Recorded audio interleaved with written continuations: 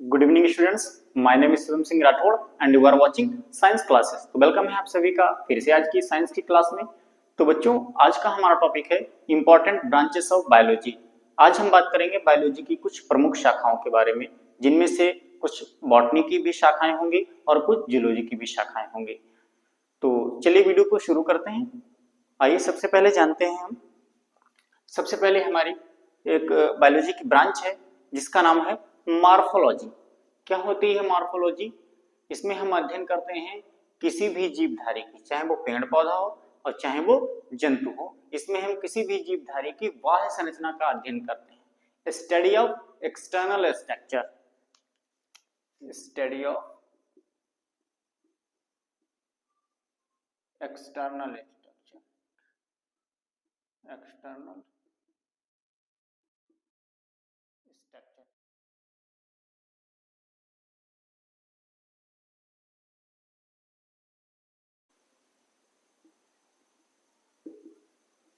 Animals and plants. तो जीव विज्ञान की वह शाखा जिसके अंतर्गत किसी भी जीवधारी की, चाहे पेड़ पौधे हो चाहे जंतु की, उसकी बाह्य संरचना का अध्ययन करना मॉर्फोलॉजी कहलाता है। जैसे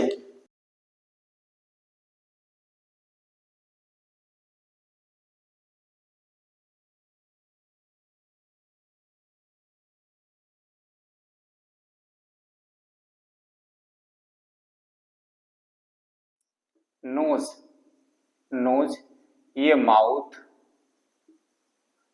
ये ईयर, ये आई। तो ये सब क्या है? ये मॉर्फोलॉजी है।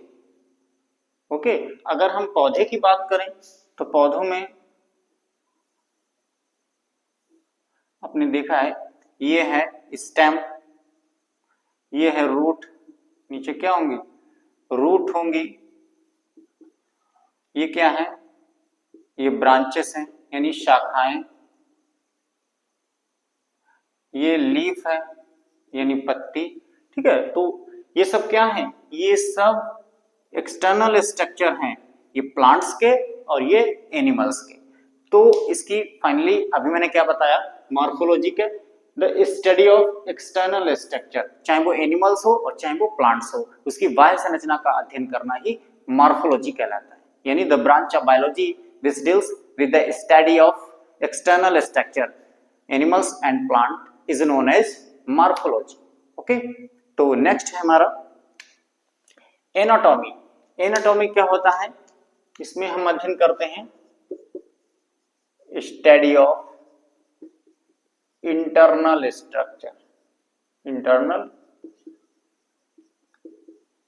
Structure, animals and plant, animals and plants. Okay. तो इसमें क्या होता है एनाटॉमी में? इसमें किसी भी जीवधारी की, चाहे वो पेड़ पौधे हो चाहे वो जंतु हो, उसके शरीर की आंतरिक संरचना का अध्ययन किया जाता है। क्या कहलाएगा? एनाटॉमी। यानी इंग्लिश में क्या बोलेंगे? The branch of biology. ये सभी किसकी ब्रांचेस हैं? ये बायोलॉजी की ब्रांचेस हैं। तो the branch of biology which deals with the study of internal structure of animals and plants is known as anatomy। जैसे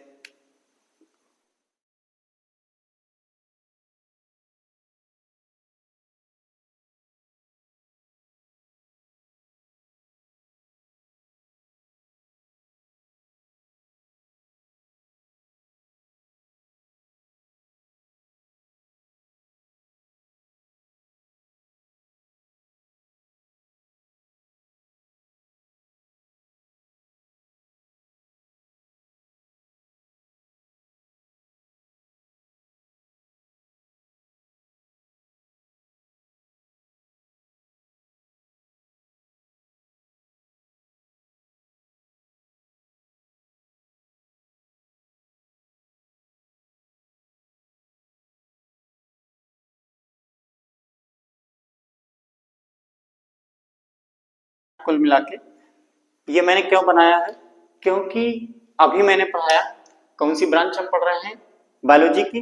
एनाटॉमी, यानी इसमें क्या होता है, स्टडी ऑफ इंटरनल स्ट्रक्चर, किसी भी जीवधारी के शरीर के अंदर के जितनी भी क्रियाएं हैं, जितने भी अंदर के ऑर्गन्स हैं, उनको पढ़ा जाएगा। तो इसमें क्या होगा, इंटरनल स्ट्रक्चर, आंतरिक संरचना का अध्ययन किया जाता है।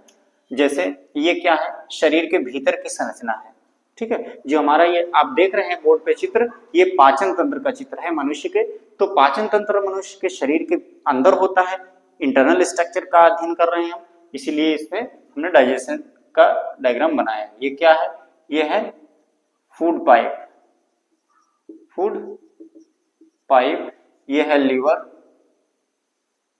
और ये है ड्यूडेनम, और ये है पैनक्रियाज, ये है स्टमक, एंड ये है स्मॉल इंटेस्टाइन, स्मॉल इंटेस्टाइन, ये है vermiform appendix, vermiform appendix, okay, and ये है लार्ज इंटेस्टाइन,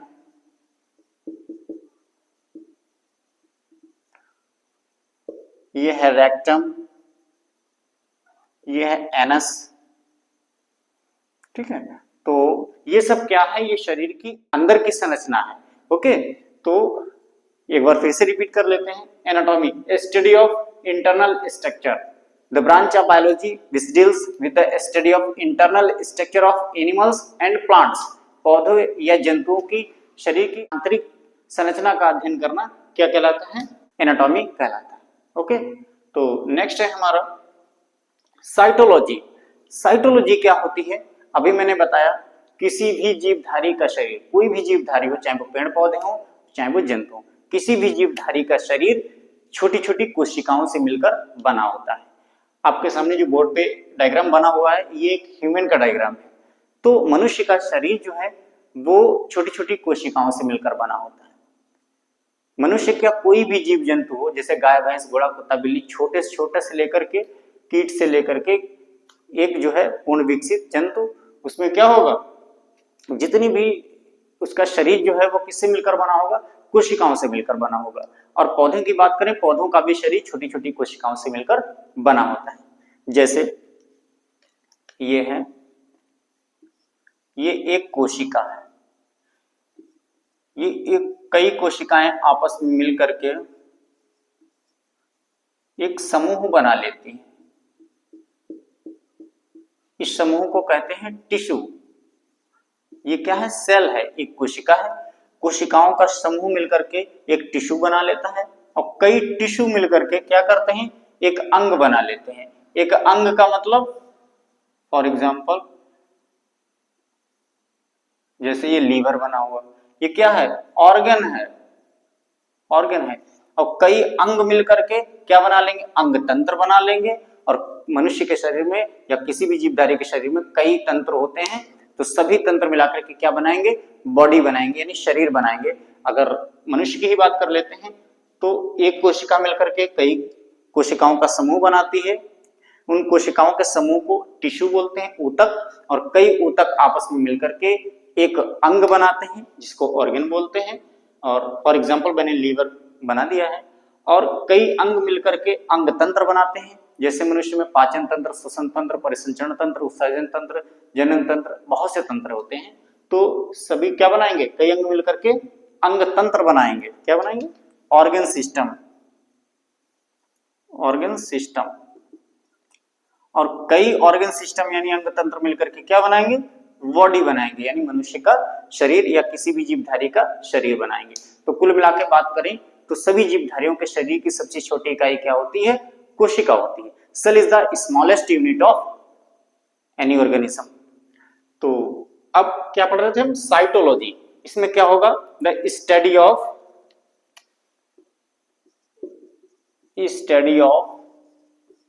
सेल, यानी कोशिका का अध्ययन करना क्या कहलाएगा, क्या कहलाएगा, साइटोलॉजी।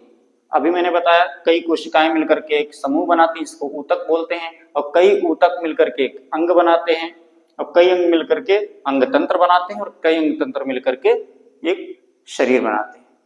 Okay, clear. नेक्स्ट है हमारा हिस्टोलॉजी। हिस्टोलॉजी में मैंने अभी बताया है, जो कोशिका में, साइटोलॉजी में कोशिका का अध्ययन किया जाता है, उसी तरीके से हिस्टोलॉजी में ऊतक का अध्ययन किया जाता है। Study of tissue, study of tissue यानी ऊतक का अध्ययन किया जाता है। कई कोशिकाएं आपस में मिलकर के एक समूह बनाएंगे जिसको ऊतक कहते हैं, और इसमें हिस्टोलॉजी में किसका अध्ययन किया जाता है? ऊतकों का ही अध्ययन किया जाता है। कई प्रकार के ऊतक होते हैं, ठीक है, पैरेनकाइमा, कोलेनकाइमा, स्क्लेरेनकाइमा, बहुत सारे ऊतक होते हैं। तो इन सभी ऊतकों का अध्ययन करना क्या कहलाता है? हिस्टोलॉजी। नेक्स्ट है हमारा कार्डियोलॉजी। कार्डियोलॉजी में क्या होता है? इसमें study of heart, study of heart, HEART, heart, study of heart यानी हृदय का अध्ययन करना क्या कहलाता है? कार्डियोलॉजी। जो हृदय रोग विशेषज्ञ होते हैं उनको क्या बोलते हैं?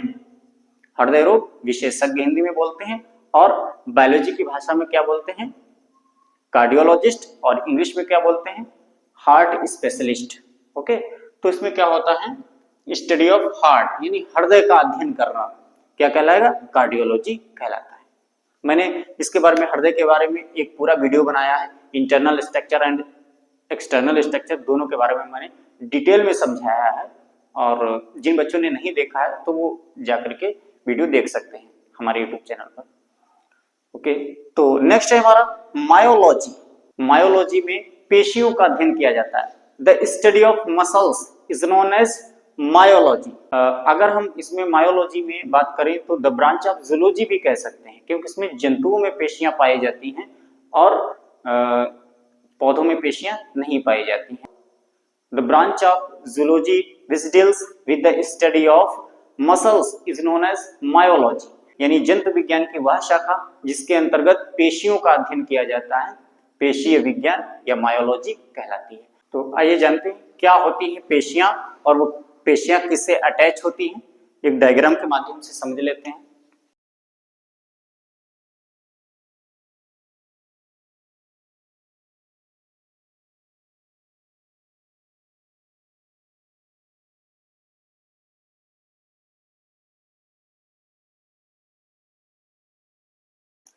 बोन्स के ऊपर पेशियां लगी रहती हैं, पेशियां। मसल्स किससे अटैच होती हैं? बोन्स से अटैच होती हैं, और ये पेशियां ही हमारे शरीर का मांसल भाग बनाती है। जहां पे मांस होता है तो वहीं पे क्या होती है? पेशियां होती हैं। तो क्या होगा? ये पेशियां किससे जुड़ी होती हैं?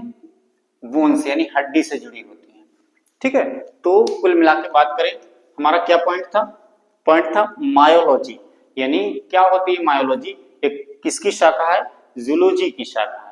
The branch of zoology which deals with the study of muscles, यानी पेशियों का अध्ययन करना क्या कहलाता है? Is known as myology. आप देख सकते हैं ये पेशियां हैं, पेशियां बोन से जुड़ी होती हैं, और जहां पे हमारे शरीर में मांसल रचना है जैसे थाई, शोल्डर, रंप, बहुत से ऐसी जगह हैं जहां पे हम क्या देख सकते हैं? पेशियों की संख्या अधिक होती है, वहां पे वो संरचना क्या होती है? मांसल रचना होती है। ओके, तो नेक्स्ट है हमारी एंजियोलॉजी। एंजियोलॉजी क्या होती है? द ब्रांच ऑफ जूलॉजी, ये जूलॉजी की शाखा है। क्यों? क्योंकि इसमें अध्ययन किया जाता है ब्लड सर्कुलेटरी सिस्टम का, जो कि जंतुओं में पाया जाता है, पौधों में नहीं पाया जाता है। और बायोलॉजी में जो है पौधे भी आ जाएंगे और जंतु भी आ जाएंगे। तो ब्लड सर्कुलेटरी सिस्टम ये ओनली एनिमल्स में पाया जाता है।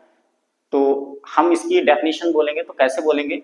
The branch of zoology which deals with the study of blood circulatory system is known as angiology. Okay, रुधिर परिसंचरण तंत्र का अध्ययन करना क्या कहलाता है? एंजियोलॉजी कहलाता है। तो ये रुधिर परिसंचरण तंत्र क्या होता है? हमारे शरीर में यानी हमारी बॉडी में जो है रक्त का संचार होता है एक तंत्र के माध्यम से, जिसको हम बोलते हैं blood circulatory system. Blood circulatory system में उसमें कौन कौन सी चीजें आ जाएंगी? आपकी वेसल्स आ जाएंगी, एंड आर्टरीज आ जाएंगी, एंड हार्ट आ जाएगा, ब्लड कैपिलरीज आ जाएंगी। तो ये सभी मिलाकर के एक तंत्र बनाएंगे जिसको बोलते हैं हम ब्लड सर्कुलेटरी सिस्टम। तो ये पूरे शरीर में रक्त परिवहन का कार्य करते हैं, रक्त का संचार करते हैं पूरी बॉडी में, तो उस तंत्र को हम क्या बोलेंगे? उस तंत्र को बोलेंगे ब्लड सर्कुलेटरी सिस्टम। ये जूलॉजी की किस ब्रांच के अंतर्गत पढ़ा जाता है? किस ब्रांच के अंतर्गत इसका अध्ययन किया जाता है? एंजियोलॉजी। Okay, clear. नेक्स्ट है हमारा जेनेटिक्स। जेनेटिक्स क्या होती है? आनुवांशिकी। आनुवांशिकी क्या होती है? इसमें माता पिता के लक्षण पीढ़ी दर पीढ़ी उनकी संतानों में पहुंचते हैं। तो इसकी डेफिनेशन क्या होगी जेनेटिक्स की? The branch of biology. इसमें बायोलॉजी की ये ब्रांच आ जाएगी। क्यों? क्योंकि जो जेनेटिक कैरेक्टर हैं वो पौधों में भी जो है नेक्स्ट पीढ़ी में पहुंचते हैं, और जो जंतु हैं उनमें भी अगली पीढ़ी में जो है माता पिता के लक्षण पहुंचते हैं। तो कुल मिला के बात करें तो जेनेटिक्स जो है वो बायोलॉजी की ब्रांच है।